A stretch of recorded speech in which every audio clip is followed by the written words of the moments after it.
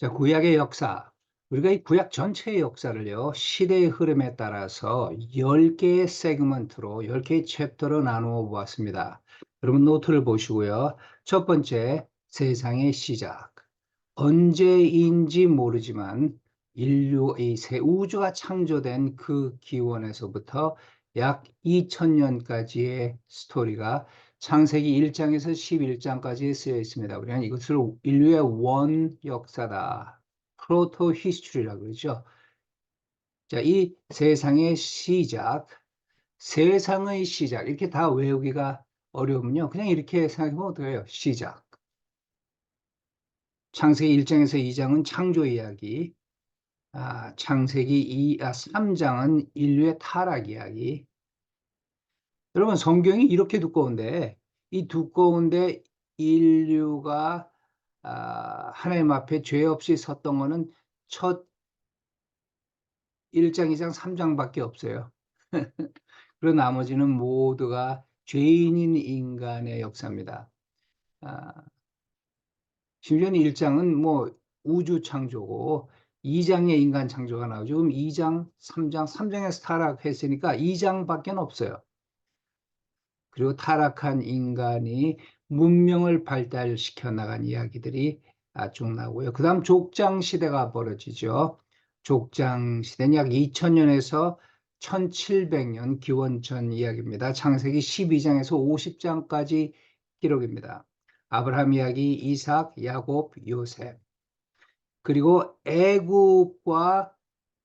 애굽에서의 노예 생활과 출애굽 이야기. 자, 출애굽기 1장에서 12장은 히브리인의 애굽 생활에 대해 나오고요. 출애굽기 3장에서 모세가 하나님의 부름을 받고 저들의 구원자로 애굽에 가게 되죠. 그리고 출애굽한 이야기가 12장에서 18장, 시내산에서 하나님과 언약을 맺고 율법을 받은 이야기, 시내산 이야기가 출애굽기 19장에서 민수기 10장까지, 그리고 광야에서 그 40년간 방황한 이야기, 그리고 모세가 이스라엘 백성을 이끌고 약속의 땅에 바로 들어가기 전에 그 마지막 신의 광야에서 그 고별 설교한 이야기. 자, 그다음 네 번째는요, 가나안을 정복하고 정착한 이야기. 자, 여기 이 모세의 죽음까지, 모세의 마지막 고별 설교까지가 5경입니다. 그 다음부터는 5경을 넘어가죠. 이제 역사서로 들어가는데요. 가나안 정복 이야기, 또 사사 이야기. 자, 가나안 정복의 주인공은 주역은 누구였습니까? 여호수아였죠. 예, 가나안 정복 이야기 어떻게 준비했는가, 요단강을 어떻게 도강했는가, 제사장들이 법궤를 메고 지나가고 가나안 그 물이 갈라지고 그다음 전쟁을 위해서 성결을 선포하고 할례를 행하고 중부 지역 전투, 남부 지역 전투, 북부 지역 전투, 그리고 그 전체 전투에 대한 요약 이야기가 12장에 나옵니다. 그리고 이스라엘 백성들이 이제 땅을 가르고 거기에 정착하는 이야기. 그리고 여호수아서의 맨 마지막 부분에 여호수아가 임종하기 전에 이스라엘 백성을 향해서 마지막 외쳤던 메시지가 22장에서 24장, 24장 제 기억에는 15절이던가요? 16절이던가요? 24장 끝부분에 여호수아가 지금 여러분들은 당신들이 섬길 신을 선택하라. 우리가 애굽에 있었을 때 신을 믿든지 아니면 이쪽 가나안 땅에 와서 가나안의 신을 믿든지 아니면 여호와를 믿든지 언제까지 우리가 두 신 사이에서 머뭇머뭇거리겠느냐. 선택하라. 나와 내 집은 오직 여호와만 섬기겠다. 강력한 호소를 하죠. 자, 그 다음 사사 시대가 벌어지는데요. 약 1300년, 기원전 1300년에서 1020년까지입니다. 그 배경, 사사 시대의 배경 이야기가 1장에서 3장까지 나와요. 사사기죠. 왜 이스라엘 사람들이 배도하고 계속 죄를 지었느냐. 가나안에 있는 우상을 완전히 제거하지 못했기 때문에 가나안에 정착하면서 하나님 문화를 이루어 나간 게 아니라 가나안 문화에 잠식되어 갔죠. 그래서 바알을 섬기기 시작했습니다. 그래서 하나님이 이스라엘의 순종을 시험하려고 이방 족속을 보내었다. 아, 이야기 드리고요. 그때 활약했던 사사들의 이름과 그들의 활동했던 내용이 적혀 있는 성경 구절이 거기 다 노트에 있습니다. 여기까지 한번 정리해 볼까요? 5개의 테마인데요. 첫째는 세상의 시작, 두 번째는 족장 시대, 세 번째는 애굽 및 출애굽 시대, 네 번째는 가나안 정복, 그리고 정착, 그리고 다섯 번째는 사사 시대. 요거를 여러분들이 막 억지로 암기하려고 막 발버둥 치지 마시고요. 생각을 해 보십시오. 세상이 시작하는 거로 성경이 시작됩니다. 시작. 세상의 시작하고 다 외울 것도 없어요. 시작. 그 다음 족장 얘기가 나오죠. 시작, 족장. 그런데 이 이야기의 족장 이야기의 끝이 어떻게 됩니까? 아, 요셉이 애굽으로 끌려가고 노예로 팔려가고 애굽에서 총리 대신이 되고 가나안에 흉년이 들어서 그의 형제들이 곡물을 사러 가게 되고 요셉을 만나게 되고 아버지인 야곱이 애굽으로 가서 정착하는 것으로 스토리가 끝이 나죠. 그래서 애굽 스토리로 바로 연결되죠. 시작, 족장, 애굽. 애굽 시대가 왔으니까 이제 출애굽으로 연결되겠죠. 애굽 출애굽 시대. 그다음 가나안을 정복하고 정착하는 가나안. 그다음 사사 시대가 펼쳐지죠. 시작. 눈을 한번 감고 한번 생각해 보세요. 시작. 족장. 애굽. 볼 것 같아요. 그다음 애굽. 맞아요. 가나안이죠. 가나안 정복. 가나안 사사. 시작. 족장. 애굽. 가나안 사사. 자, 여기서 비디오를 한번 스톱시키고 여러분 한번 계속 해보십시오. 한 10번만 해보십시오. 시작, 족장, 애굽, 가나안, 사사. 시작, 족장, 애굽, 가나안, 사사. 자, 그 다음 이제 6번째 이야기는요. 왕국 시대, 사사 시대의 문제는 뭡니까? 이스라엘에 왕이 없었기 때문에 각 사람마다 자기 소견에 옳은 대로 행하였다. 그래서 왕이 주어지고 이제 왕국이 만들어지는데 그 일을 했던 사람이 누구죠? 예, 사무엘입니다. 그렇다면요, 이런 생각 한번 해볼 수 있죠. 여러분 아마 어머니 주일에 한나의 기도에 대해서 많이 얘기 들어보셨을 거예요. 한나가 아이를 갖지 못했는데 기도해서 하나님의 역사하셔서 임신을 하게 됐고 드디어 아이가 태어났다. 그가 사무엘이다. 그래서 이 여인의 기도가 불임의 여인에게 생명을 가져왔고 임신을 하게 됐다. 만일 여러분들이 성경을 그만큼 보신다면은 깊이 보지 못하는 겁니다. 공부를 하고 신학을 하게 되고 메시지를 보게 되면 여러분들이 더 보실 수가 있죠. 그 내용은 이거예요. 아, 사사 시대가 끝이 나고 그 사사 시대에 있었던 이야기들이 아, 거기 또 룻기 이런 것들이 다 사사 시대에 있었던 이야기인데요.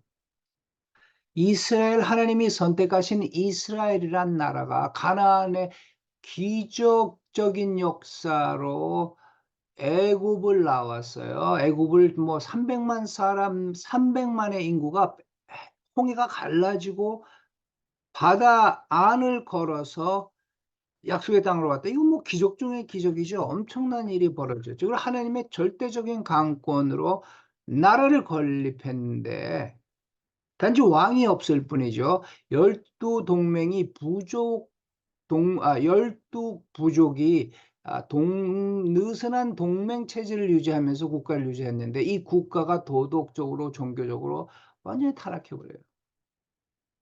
왜? 왕이 없으므로 지 눈에 옳은 대로 행하더라. 그래 가지고 아 사람들이 신음하고 있죠.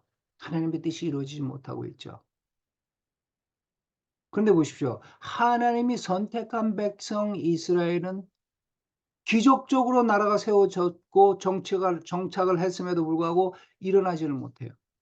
근데 그전에 그 주변에 있는 모압이라든가 암몬이라든가 뭐 그런 나라들은 하나님의 선택한 백성들도 아닌데 잘 살고 있어요. 잘 되고 있어요. 뭐죠? 하나님이 선택하신 정부인 제사장 엘가나의 정부인 하나는 아이를 못 가져. 마치 이스라엘이에요. 이스라엘과 같아요. 그런데 그의 연적이라 그러나요? 그 세컨드 브릿나. 너는 아이를 펑펑 낳아.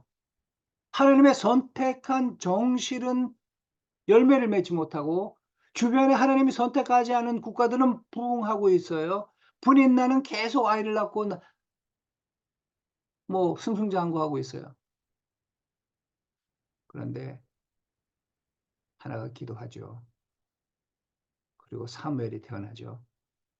사무엘이 한 일은 뭡니까? 이스라엘이라는 이스라엘의 왕을 세움으로 국가를 정식 왕국을 탄생시키죠.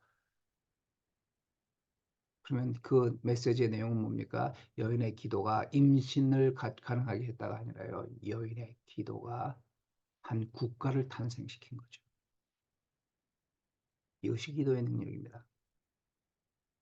그리고 왕국 시대가 펼쳐지는데요. 약 2010년, 1020년, 그냥 쉽게 한 1000년경에서 922년 남왕국과 북왕국으로 국가가 분열되기까지 이때 스토리는요. 사울 왕, 그다음 다윗 왕, 솔로몬 왕, 그리고 솔로몬의 아들 르호보암 시대에 국가가 분열됐죠. 그래서 왕국 시대 그다음에 분열 왕국 시대 922년에서 722년까지. 자, 이때 나와 있는 내용들은요. 왕국이 분열되면서 나라가 계속 인제 유다와 이스라엘로 나눠져 채로 계속 그 죄의 길을 걸어갔고요. 근데 이스라엘의 왕들은 계속 여로보암의 죄에 들어가 있어요. 아 완전히 국가의 모럴이 다운이 되고 이제 바알 신앙으로 가득 찼을 때 예후가 혁명을 일으키는 이야기. 그리고 예후의 혁명에서 이스라엘의 멸망하기까지 이야기가 이 왕상, 왕하, 대하, 아모스, 호세아, 이사야, 미가서에 쭉 기록되어 있습니다. 자, 이때 등장한 선지자들이 저술 선지자, 글을 썼던 선지자예요. 성경에 보면 글이 없는 임라의 아들 미가야 이런 선지자들의 이야기가 여기 나와요. 그런데 그들은 책이 없어요. 미가야서라는 거 없지 않습니까? 그런데 저술 선지자 아모스, 호세아, 이사야, 미가 그리고 계속 이 당시 가장 강자는 아시리아였죠. 아수르의 위협과 이스라엘의 멸망 722년까지 스토리가 나옵니다. 그리고 이스라엘이 멸망하고 유다는 남아 있어요. 유다의 존속. 이것도 이스라엘의 멸망과 유다의 존속 이렇게 뭐 길게 생각하지 마시고 이스라엘은 날아갔고 유다만 남았어요. 그러면 유다 이렇게 기억하세요. 자, 6번째 챕터는 왕국 시대, 7번째 챕터는 분열 왕국 시대, 그리고 8번째 챕터는 유다의 존속, 유다. 그러면 왕국, 분열 왕국, 유다. 이때도 계속해서 선지자들이 활동하는데요. 8세기의 대표적인 선지자는 이사야와 미가, 또 그다음 나훔, 스바냐, 하박국, 예레미야 같은 선지자들의 사역이 이때 등장합니다. 그리고 이제 아시리아 말고 새로운 강자가 세계 무대에 등장하는데 바벨로니아죠. 결국은 바벨로니아의 침공으로 예루살렘인 멸망합니다. 587년 이제 남왕국 유다조차 587년에 멸망하죠. 그리고 바벨론의 포로로 이스라엘 백성이 잡혀갑니다. 엄밀하게 말하면 이스라엘은 이미 멸망했고 유다 백성이 잡혀가죠. 약 587년에서 538년까지 이야기입니다. 그리고 이들이 어떻게 다시 환향해서 나라를 복구시켰는가 하는 이야기가 그 다음 구약 성경의 맨 마지막에 나오는데요. 이때 돌아온 사람들이 국가를 재건한 이야기, 이 이야기 가운데 이제 그 일에 앞장서서 일했던 선지자들이 학계, 스가랴, 말라기 같은 사람들이었죠. 학계는 성전을 건축하라고 외쳤고요.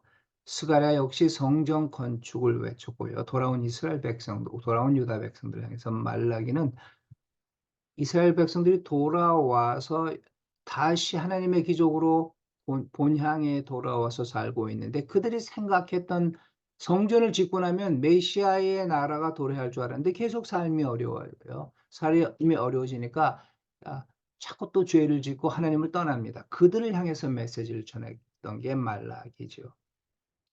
그다음 이제 지도자들 이때 활약했던 지도자들은 에스라 율법을 가르쳤죠. 느헤미야는 예루살렘 성을 재건했고요. 스룹바벨은 성전을 완성하는 일을 했습니다. 이 재건 운동이 돌아와서 나라를 재건할 때 일어났던 운동들이 하나님의 심판을 피하기 위해서 율법을 문자적으로 준수하는 거 강조했어요. 율법의 뜻을 잘 헤아려서 해석해서 그 뜻을 행하는 게 아니라 문자적으로 지켜라. 안식일을 거룩하게 지켜라. 그러면 안식일을 어떻게 지키는 것이 거룩하게 지키는 것인가? 안식일 날 침을 뱉으면 안 돼요. 왜? 침을 뱉다 보면은요, 이 먼지 가운데 떠돌아다니는 씨앗이 탁 달아가지고 땅에 닿아서 농사를 짓게 돼. 그래서 안식일 날 농사 지으면 안 된다. 이게 말이나 되는 소리입니까? 율법을 문자적으로 지키다 보니까 율법을 해석하는 게 중요해지죠. 그러니까 이제 재건운동하는 이때 율법을 해석하는 바리새인들이 등장하게 됩니다. 그래서 신약 시대에 그들이 중요한 리더들이 되어 있죠. 구약에서 바리새인이라는 얘기 들어본 적이 없잖아요. 재건 마지막 환양 이후에 국가를 재건하는 그때 일어난 사람들입니다. 제사장들이 종교 및 정치 지도자로 부상해요. 예수님이 제사장에게 심판을 받았다. 아니 무슨 뭐 정치 지도자도 아니고 왜 제사장의 심판을 해? 제사장이 그렇게 파워를 갖게 되죠. 또 외경이라는 게 이때 대량 방출하게 되고요. 우리 카톨릭 성경에는 외경이 들어가 있잖아요. 우리 신교에는 외경이 하나님의 영감받은 책으로 이 외경을 간주하지 않습니다. 외경이 이때 나오고 우상 숭배가 완전히 멸절돼요. 이스라엘 백성들이 우상을 섬겨서 망했기 때문에 이제 우상 숭배는 하지 않습니다. 예수님 시절에 예수님이요. 왜 우상을 숭배하느냐 이런 말은 안 하셨어요. 그건 선지자들이 했던 메시지예요. 그리고 외국과의 정치적 동맹을 회피하고요. 국가적 배타주의가 이때 개발됩니다. 그래서 우리는 선민이다. 우리는 하나님의 선택받은 선민이다. 이런 마음을 유대인들이 가졌던 것은 신약 성경이에요. 바로 이 시대부터 계속돼서요. 구약에서는 뭐 특별히 우리가 선민이다 이런 말은 없어요. 그래서 신약적인 사고를 가지고 아브라함을 본다거나 다윗을 본다거나 이렇게 해석하면 곤란합니다. 자, 이것도 한번 이 5가지, 우리 시작부터 한번 해보죠. 처음 우주의 창조, 이 시작부터요, 시작. 그 다음 족장 시대가 온다 그랬죠? 족장. 그 다음 애굽. 그 다음 가나안, 사사. 그쵸? 그 다음 왕국, 분열 왕국. 그다음 결국 이스라엘 멸망하고 유다만 남아요. 유다. 그리고 바벨론에게 유다도 멸망합니다. 그리고 바벨론으로 포로로 갔죠. 포로. 그리고 이제 포로 생활을 마치고 돌아와서 환향 및 재건, 환향. 그러면 6번째부터 10번째까지 구약 스토리의 테마는 어떻게 됩니까? 아, 왕국, 분열 왕국, 유다, 아, 포로, 환향. 이것도 한번 10번 해보세요. 왕국, 분열 왕국, 유다, 포로, 환향. 자, 제일 처음부터 해볼까요? 시작. 그 다음 뭐죠? 족장. 예. 그 다음 뭐죠? 예, 애국. 그 다음은요? 가나안. 그 다음은요? 사사. 그 다음 왕국, 분열 왕국, 유다, 포로, 환향. 비디오 끄시고요. 10번만 반복해 보십시오. 다음 주 주간 시험에 나옵니다. 자, 여러분, 이렇게 해서 오리엔테이션을 마치고요. 이제 그 다음 주부터 수업 함께 할 것 고대합니다. 여러분, 제가 특별히 읽어야 될 책을 선택하지 않았습니다. 그 이유는요, 성경을 읽으시기 위해서요. 성경을 읽으면서 계관 도표를 꼭 작성하십시오. 창세기 1장의 내용은 천지 창조, 창세기 2장의 내용은 인간 창조, 창세기 3장은 타락. 자, 이런 식으로 생각하면서 성경을 읽으시고 계관 도표를 작성하십시오. 다음 주에 뵙겠습니다. 예.